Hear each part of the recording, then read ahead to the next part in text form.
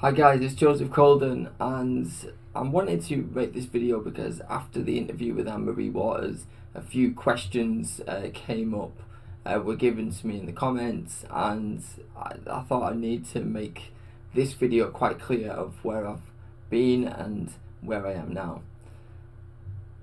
So I went to university. I grew up in the Lake District and never knew any Muslims as a child.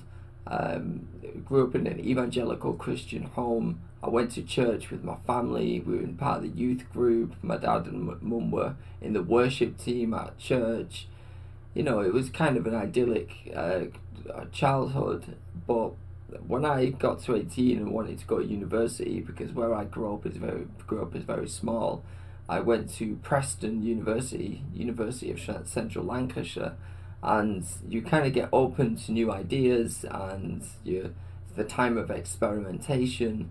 So I was put into dorms, in mixed dorms, and one of my dorm mates was a Muslim. So we used to, it was in Ramadan, and they were fasting and praying, and I was kind of fascinated about the way that they pray. You know, just the bowing and the kind of reading and the language that I'd never heard. And I used to kind of join them for breaking the fast, even though I'd not fasted and I'd probably been out getting drunk and what have you. They used to still say, come in. It's where you're given the first kind of cushioning of the convert lie.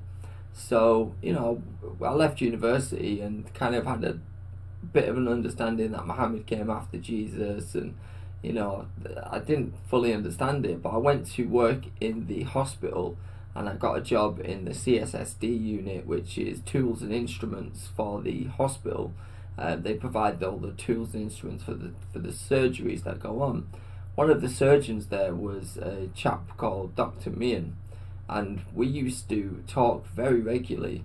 One of the subjects that we used to love to talk about was religion, and it's where the convert lie was then reinforced. So he was giving me verses in the Bible, and it's pretty much the Zach Ignite argument, you know, Deuteronomy 18:18, all these great things about Muhammad. Muhammad split the moon, and he did this, and, you know, I can get into these in more detail, but I think everyone who's watching this should know the kind of Zach Ignite arguments and the convert lie. And I fell for it, hook, line, and sinker. I started going to the meeting hall and started to learn the Shahada, and eventually I said the Shahada and became a Muslim.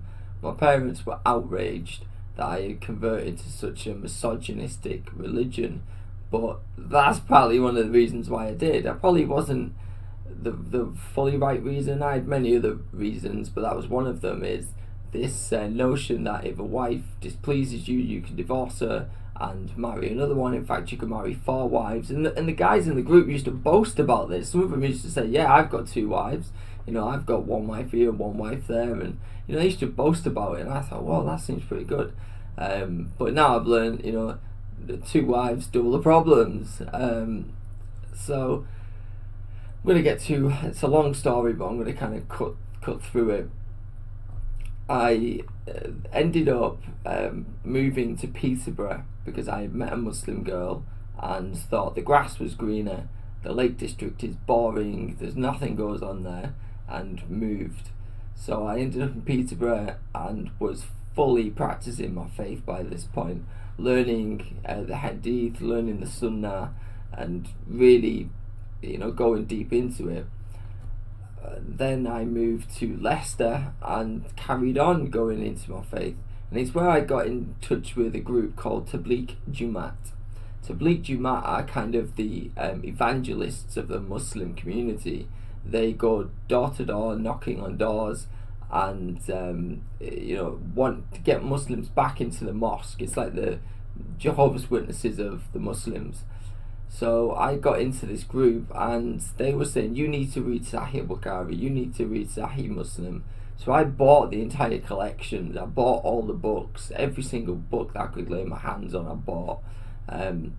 It's interesting because I've later been told that I shouldn't have really had these books because I wasn't a scholar.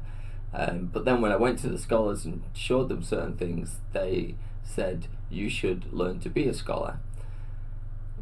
I'll get into that in more detail later. I kind of went on with this this notion of Islam for a long time, nearly 10 years. I eventually met a girl who is now my wife, and moved to Birmingham. And in Birmingham, some really quite dark times were ahead. I eventually fell onto David Wood's material, and I had all these books that he was referring to. So it was certain things that he would point out, and he would give a reference in the days when he was doing ABN SAT with Sam Shimon and Pastor Joseph. So he was giving references, and he knew his stuff. He really knew his stuff. So I was writing this down and constantly writing everything he said, and then researching it, and I was like, whoa, this is really in here about the stuff of the sheep verses, and it's the satanic verses, things in the Quran, things in the Hadith. I really thought this is some compelling argument here. So I would go to the Muslim community in the mosque and say, I've learned this. I wouldn't tell them where, but I'd say I've learned this, and what does this mean? And they had no answers. They had no answers at all. At all. They were telling me to stop. They were like, you need to stop, you need to just practice, and you just need to do this, and you should stop looking at all that stuff. In fact, give us the books that you've bought, give us them back. I wasn't giving them books back. I knew that these books, I've been given these books for a reason, and I've kept on to them to this very day. During my time in Birmingham, while I was with my wife, she got onto my notes, and she was reading all these notes, and she started on her own journey. She actually started to pick up Sahih Bukhari and look at the things that I was writing down. So it would have something like Quran verse, and then the section about it underneath and what it really means, and then say the commentary and things like that. She started to research it, and one day I think we had this conversation of, was Muhammad really just a fake prophet? Was he a fake prophet? And we both agreed that he was. So where does that leave us? Both of us now have come to the same understanding. At this time, I started to not pray like a Muslim. I actually went back to praying as a Christian and opening my arms and heart up to God, spending times in prayer, reading the Bible, and God really spoke to me. In these times, my mental health was quite bad, and I was really suffering because I was lonely in Birmingham. And something quite amazing happened. Nina, my wife, started on her journey to becoming a Christian as well. Later that summer, she was baptized in a Pentecostal church in Birmingham, and it's a day that I'll always remember and cherish. The day that me and another pastor baptized my wife. But the family had stepped in by this point, and they wanted her to split up with me, and it was really quite a hard time. So I ended up in Birmingham homeless services, and I've got some pictures for you guys. In the Birmingham homeless services, I was subject to just absolute acts of violence, chemical jihad, and at the same time I was full of zeal, wanting to speak out against Islam. I got into a lot of trouble and ended up almost being the death of me. There was drug dealers that were coming into the hostel supplying hardcore crack cocaine and heroin to people in the hostel. One of these people, one of the nights, this is just one typical night, ended up having his face slashed open and beat to a pulp because he owed money for drugs. It probably that he was saying to these people that I used to be a Muslim, and how I left Islam, and it really cost me my life. One night I saw someone trying to. I was upstairs, and I came down the stairs and saw someone trying to break into my room. So I went in after them. That's when I was stabbed through the arm, which was stabbed here through the arm, and shot in the leg, and I nearly bled out. I think it was like 3 minutes I bled out. It was horrendous. I just remember having this feeling like I was on a sinking ship, and it was getting darker and darker. It was such a surreal experience. And a policeman coming in and belting my leg up and finding things to tie round and stuff like that. But I was passing out by this point, and eventually did pass out. Woke up in hospital, and was in intensive care for quite a few weeks.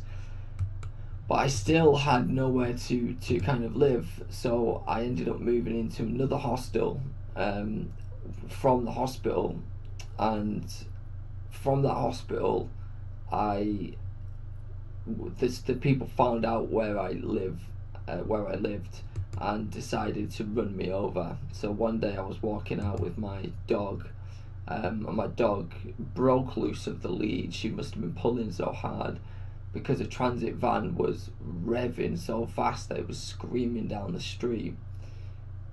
It hit me, and I ended up like this.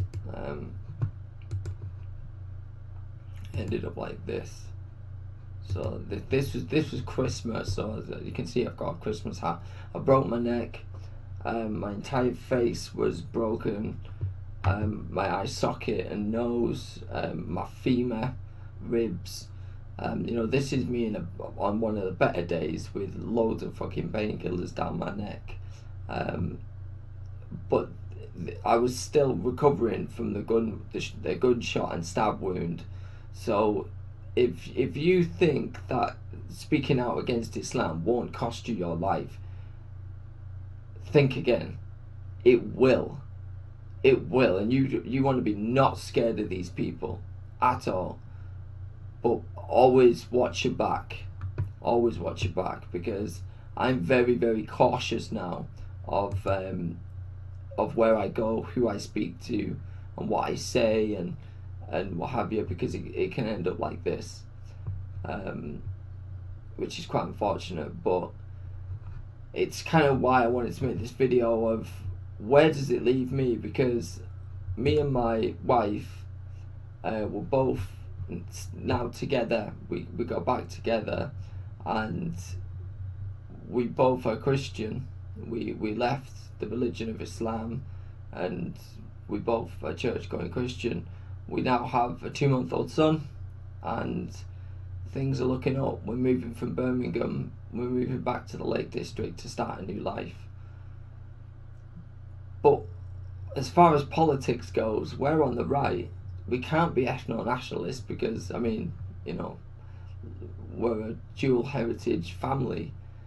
But at the same time, we're on the right because Islamophobia and all these lefty terms that are thrown around, if it's costing you your life and you end up like this, then yeah, I'm quite sure that that's something I'd be afraid of. Very afraid. Because violence is always the answer to these people.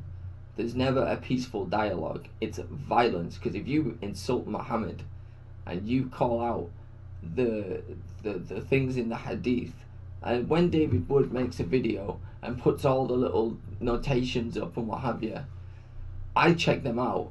I know that they're real because I own the books that they're in. And I carried these books around every hospital, every place I went to, I carried these books. They were trying to steal these books back off me, and I kept on to them. I just want to re-emphasize that free speech is a God-given right. It's a God-given right. And I don't want other people to go through this for free speech. That's why it takes all of us speaking out about it, because if we don't, there'll be more of this stuff. and that's just going to be a sad environment. I've got a lot more material that I would love to get into, but I'm making this video probably for a single person, more than anything, and also to promote the fact that there is a party that accepts ex-Muslims on the right. That's for Britain, and I would request that you join to defend your liberty and freedom of speech, and for these type things not to happen. We're a family, and we are going to remain Christians. In the Bible it says you'll be persecuted for your faith, you'll be thrown in prison, you will be killed for your faith. You see, we don't go and kill other people because of our faith, but we are willing to lay down our lives for others to make sure that, you know, their life is saved. There's loads of material. I'm not really prepared properly for this, but I wanted to make this video. So thank you for watching and listening to this story, and I hope you subscribe, and you know, maybe more people will come to understand what the religion teaches in Islam and why nobody should convert to Islam.